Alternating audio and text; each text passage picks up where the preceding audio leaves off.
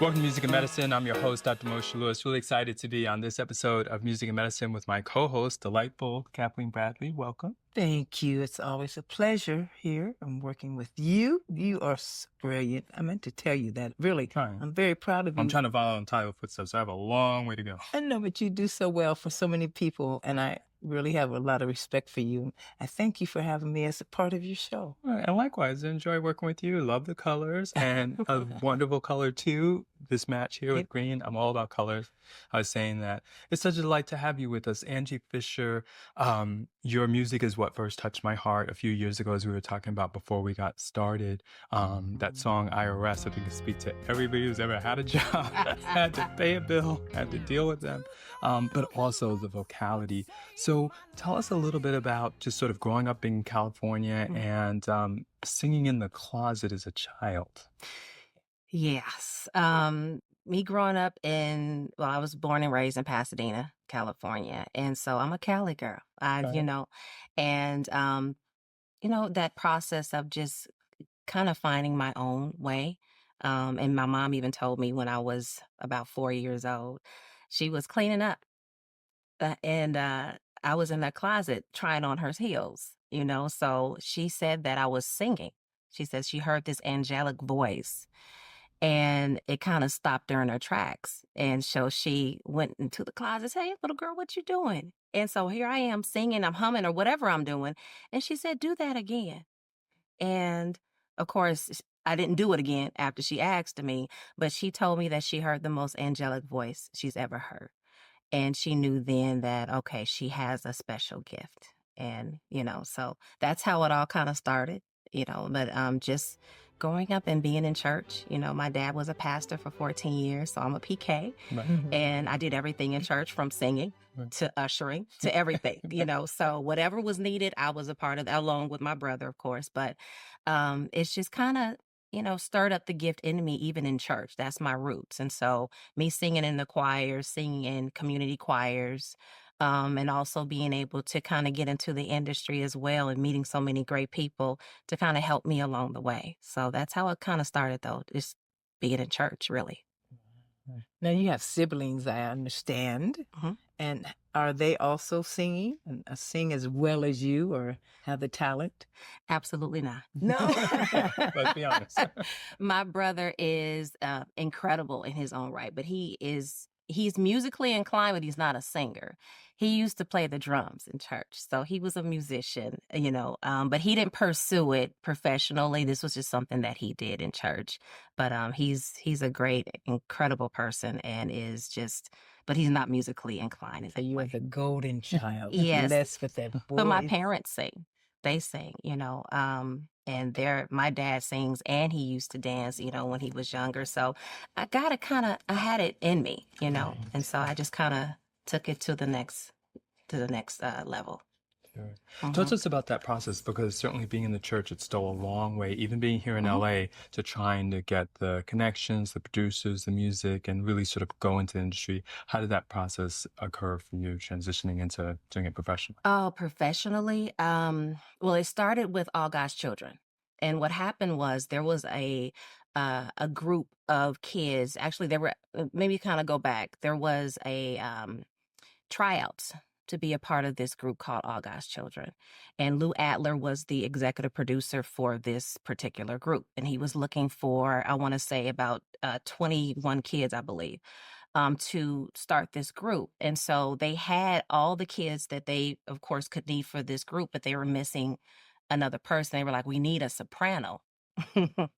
So I was friends with a girl, her name was Charity, and her mom was in the industry, and she was a professional singer. And Charity came to me one day at school and said, hey, what do you think about singing in a group?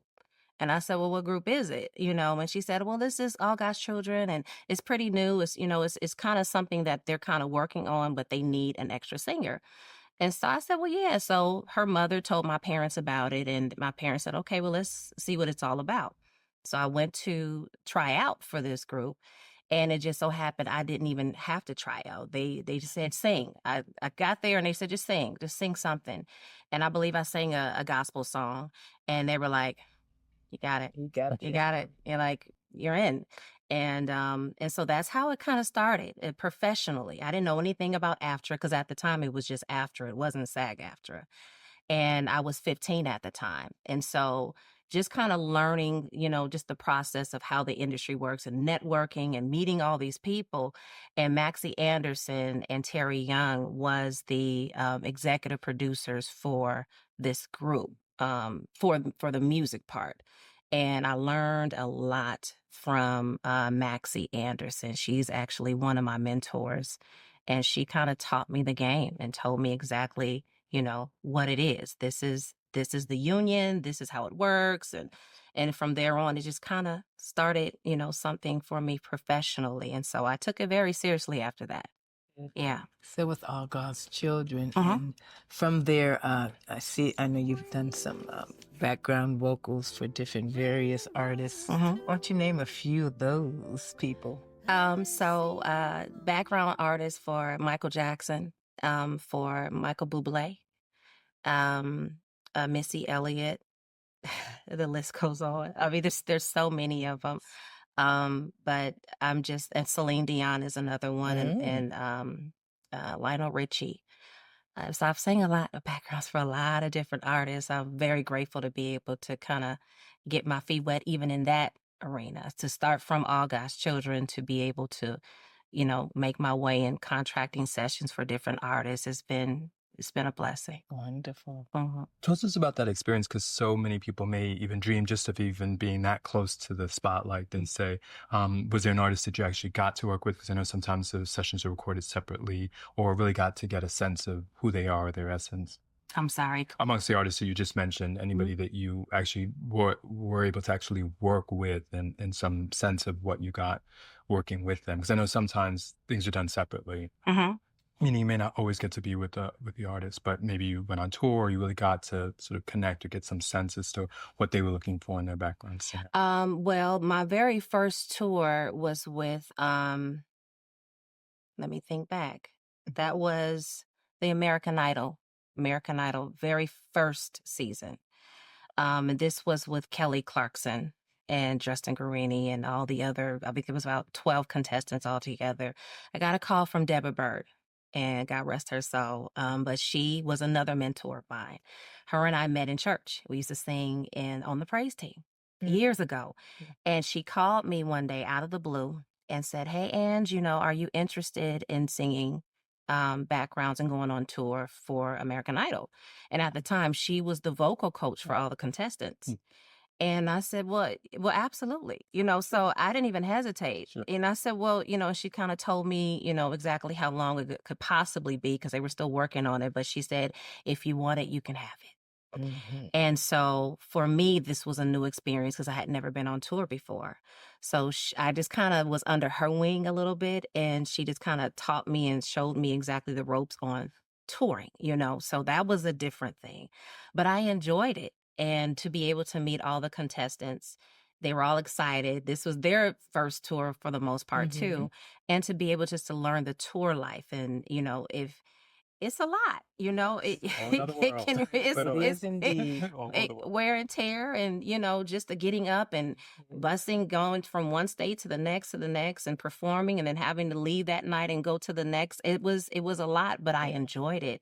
And I took it all in. So to be able to work with those artists and to be on tour and sing backgrounds on stage with them was different from the whole session work of me singing and recording songs. So that was another addition to my career and how it all started. So then your feet really started getting wet. It started getting wet, and I said, I want more. I want more. And I'm glad that I was able to do that. I met Kelly Clarkson on that very first tour. And after that American Idol tour was over, I went back to work. I had a corporate job. So I was just blessed for them to say, hey, go ahead and do what you want to go do what you do, come back to work after. So I was happy to say, okay, well, at least I have my job and it's still secure. And I literally went back the next week and started working, and I got a call from Kelly Clarkson's management. And, hey, Angie, Kelly enjoyed you on the American Idol tour.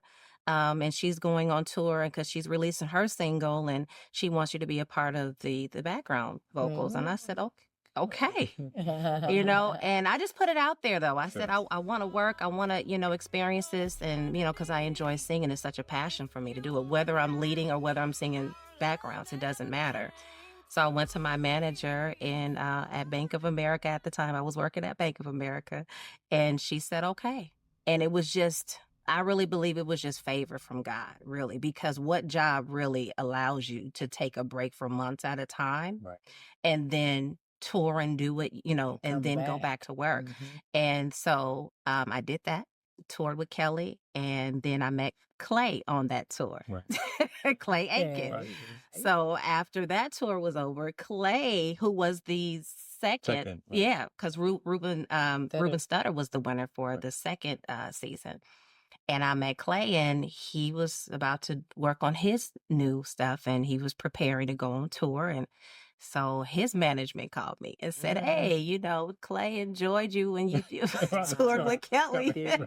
And so it just kind of happened that way, and so it's just been a blessing for me to do that. And then when his management called me and asked me to be a part, I did, talk to management. And it just so happened in between that time, we, at my job, we always had potlucks. So we always, took some time and just enjoyed each other. And I was on the 5th floor, so I did more extra stuff that I, for my job title.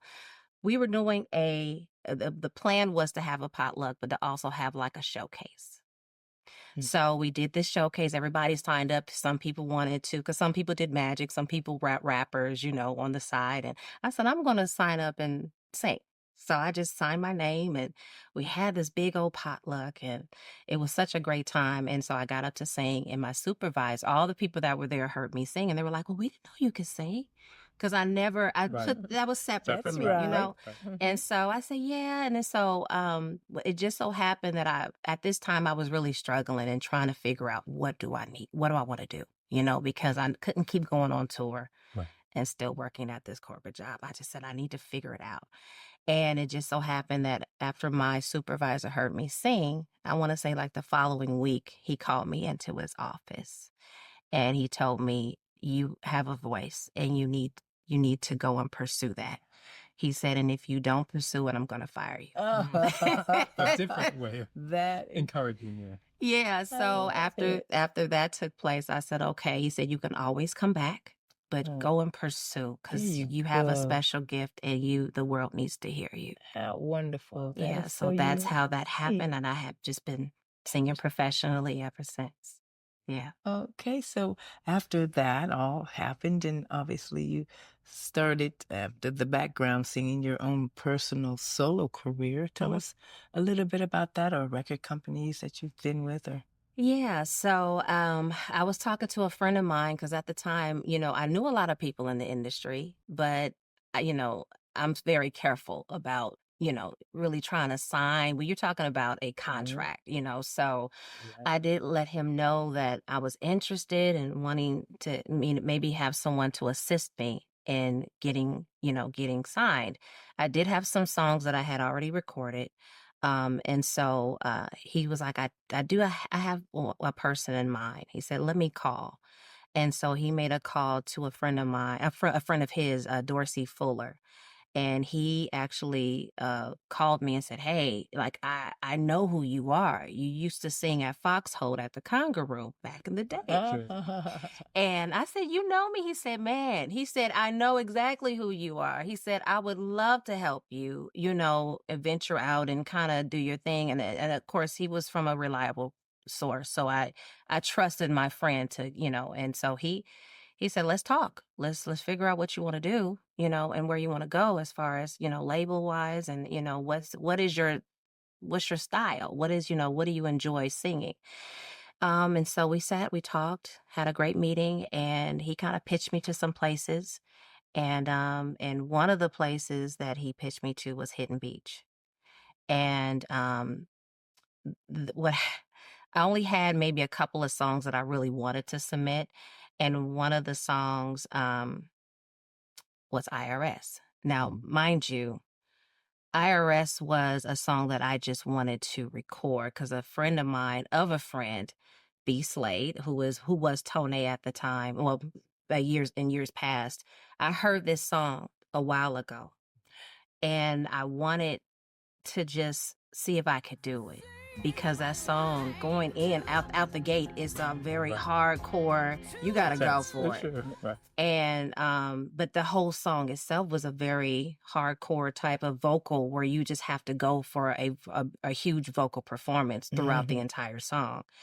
And so a friend of mine, Dorsey at the time, Dorsey, who was my manager at the time, knew of Ro. Ro is a producer and a singer.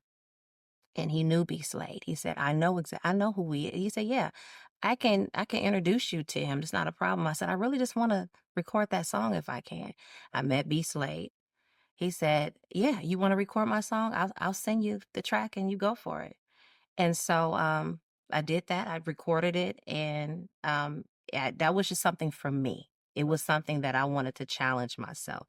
And it just so happened that that was one of the songs that I recorded. Dorsey, fast forward, Dorsey gave the record to Hidden Beach, and the rest was history. They Right. said, this It was a is given. Love that We have song. to do this. yeah, we have to do this. Yeah. And I signed with Hidden Beach. And then Aisha from KJLH got wind of it. And when she heard it, she said, I want to break this record. Mm-hmm. And it was a demo. It wasn't mixed. It Right. wasn't mastered. She said, I want it now. And that's how it kind of happened. It just happened just like that, you And know. it's so unique too. I love Sure. that Go Very ahead. song. unique. I love Every- it, honey. every Yeah. element. telling it. Talk to us about just that Grammy nomination and the excitement that must have occurred because you couldn't have expected that. I didn't. But I wasn't going for that, you know. It kind of I was in shock for a moment. I didn't believe it. I thought somebody was pulling my leg. I thought somebody was just, okay, no, you're joking, right? And it just so happened that Dorsey had called me. I missed his call. And so Sharon from Hidden Beach called me, and she said, Angie, she said, we've been trying to reach you. And I was like, what's going on? And she said, you're nominated for a Grammy for I.R.S. And I said, stop. Like, girl, you know, like. Don't joke like that. Exactly. It's my feeling. Don't do that, you know? So she said, no, for real. Like, I'm serious. I'm going to send you some information right now. And so she sent this to, you know, and I'm looking at the list of people that are, you know, it's best vocal performance, R&B performance is Ledisi on there. There's Layla Hathaway. You know, it's all these people that, and I used to sing backgrounds for Layla Hathaway. So I'm just like, this is not really happening. It felt surreal to me. But I was very excited about it, and I'm glad that I was able to be recognized, of course. And so when that took place, I was just kind of like, I kind of got stuck. Like, what happens now? You know? And so they kind of talked me through it and just informed me about, you know, the whole thing about, okay, so this is where you are right now. And they explained to me, okay, so, you know, you got voted for. You know, I'm like, who voted for me? Like, you know, so I'm kind of just like in this whole fog, but still kind of feeling like, wow, this is huge, because I didn't see it coming, but I wasn't trying to, you know, this was a demo song, Right. you know. And so it just so happened that Naris called and wanted me to sing live for the Grammy, for the Grammys. And so even in that time, I was like, wow, this is nominated. Now you're wanting me to sing live. That's big. I said, this is pressure. This is a lot of pressure, Big. you know. But I was so grateful and so humbled to be able to do that. So yeah. That's great. Oh, yeah. It's wonderful. So then you did that great song. Then I'm sure it was running through your mind, okay, what do I do to follow up? Because like they say, you're only as good as your, Yeah. you know. Oh, and yeah. You got the follow up. It's so Gotta tough. follow up. And the timing is so important too. I had songs. I had plenty of songs that I had recorded. Around over 21 songs to be exact. And they were all submitted. But for whatever reason, the label just did not release it as they didn't release it in time. And here we are saying, we got to go. Like, Right. this is, we can't miss this momentum. We can't miss the That's moment. right. And people were looking for it. They were like, what's next? Like, we're ready. And I was ready too, but at that time, it just kind of was like, okay, now I'm kind of getting this whole idea about what can possibly happen, because nothing is guaranteed, not in this business. And so in your mind, you're thinking, okay, this is common sense to follow up, and this is the common sense to keep it going. It didn't happen like that for me. There was a follow-up, but the momentum had already been gone at that time. And so it was a major disappointment. But they didn't stop me from singing. Right.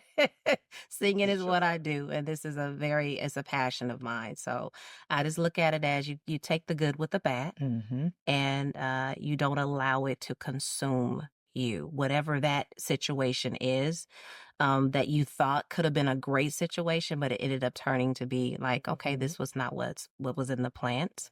But you keep moving, and you don't allow it to define you. I'm still an artist. I'm still a great singer. I still enjoy singing, and I want to continue to do that, which I've been doing.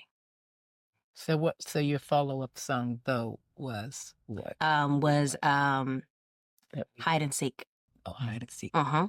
Okay. Uh-huh. Trying to think. How's that go? Hum a little bit of that for me. Would you sing a little bit of that for me, honey? Hide and seek. Come on. On the spot. Please, go ahead. Go ahead. I just can't get enough. I'll even catch the bus. That's it. I'm not gonna give you the ball. No, that's it. Because I said I wasn't gonna. No. I know. And I didn't tell her. You got I an didn't tell her. audience. Oh. I didn't tell her to ask you that. Yeah. But I but love no, it. we're gonna Thank you. put your other song in. Okay. Okay. All those answers have been great. What advice, though, even some concrete things you felt you did, prayer, church, calling my mama, crying, yelling, because so many times we do hear like the good stuff, and the challenge, I think, for all of us is trying to figure out how to get through the valley. What were some of those places that you went to? Prayer. That's where I go. That's all I know. You know what I mean? Sometimes we allow ourselves to carry the burden of so much. Our body was just not made for that, and so I know who to lean on, which is Jesus Christ. And that is my source. So anytime I feel like, okay, I'm feeling really down, I'm feeling like it could get a whole lot worse, I know who to call on, and I stay in that place, because that is what lifts me up. And that's what keeps me going. Because, considering what we all go through in this business, there's a lot of people that can't handle the pressure, because it can be very weighty. It can be very heavy, especially when you have this dream that you want to just come alive, and, things are going great. And then, you have your highs and your lows, your valleys, and it can be a lot, so in that time when I need to go to prayer, I know exactly who to call on. And that's where I go. And not to mention just your everyday living experiences with family, relatives, and life and death. And as things come to you that you don't expect it, and you definitely have to have that faith. You have to have that quiet moment. You have to have that go-to place, because nowadays especially, it's so trying with all the political hot realms and the things that we hear about and see every day. Yeah. You can't allow yourself to go to that dark side. So you do have to have such a great foundation. Base. Yes, foundation. Exactly. Oh, yeah. It's important. It is. Our show took on music and medicine. How do those words speak to your heart? Music and medicine. It is medicine. It's food for your soul. I know that, and this is how I know that it works. Music is so influential. You look at everything, whether it's a commercial, whether it's a movie, whether it's a film, whatever it is, there's music in everything. The minute you walk in a Starbucks, there's music playing. The minute you go into a restaurant, there's music playing. So it creates whatever that mood is, but we need music. Music is something that is so beautiful, and it just transcends. When someone is performing, I was actually looking at a video. I was working with my son because he's actually he's singing now, and his single just came out called No Trace, and so Okay. he's a dancer too. And so we were looking at, so I said, son, let's sit down, let's watch some videos of artists that are dancers. Mhm. And so you can kind of get this whole scope of what they do. Yes, they dance, but they may stop while the other their dancers are doing the routine. Right. They're still singing, Mhm. and they're moving and they're doing their thing. And so I was explaining to him how you have to touch your audience. You have to make great contact. You have to read the room. It's an art form. That's right. It's an art form. And anytime I get up to sing, I want to be able to make sure that I pull you from wherever place you are in. If you're coming in and you're heavy, I want to lighten the load for you. You know what I mean? So when I see a tear falling from somebody's face, I did my job. When Mhm. somebody comes up to me and tell me about what they were going through earlier that day or maybe last year, oh, but when I came in, I felt I did my job. So it is medicine for your soul. And it lifts you up. Music that's what it does. Mhm. Absolutely. Yeah. Mhm. It was such a pleasure to talk to. I appreciate the humility and the warmth and your grace under pressure. Talk to us about sort of what lies ahead and the things you're working on. Oh, well, I'm working on a lot of different things. I got my foot in a lot of different things, but I do radio now. I'm a radio personality. Okay. Which is Angie After Dark, KUNV 91.5. And that is a Las Vegas station. And so I just got my feet wet, and it's only been a couple of years. And it just, like you said, medicine, music and medicine, right? I did a show, Mhm. and the general manager came to my show and said, wow, you're incredible, but you have a great speaking voice as well. Mhm. And so again, how it moves Mm. people. And it just so happened that he said, oh, I think you'll be great for radio. I never thought that I would be doing radio in a million years. And here it is, I'm doing radio now. So I'm doing that. I'm holding on to that because I Sure. love that. It's therapeutic for me.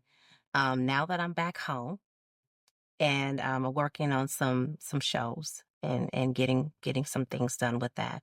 But just working on possibly some new music as well, and linking up with some producers that I know and just people that I know that could really benefit from. We both can benefit from each other and getting some more music out. Absolutely. Where can we find you on your socials? Right. Angie Sings, ANGIESINGSS. On Instagram, official Angie Fisher on Facebook, and Angie Sings across the board. Angie Yeah. sings.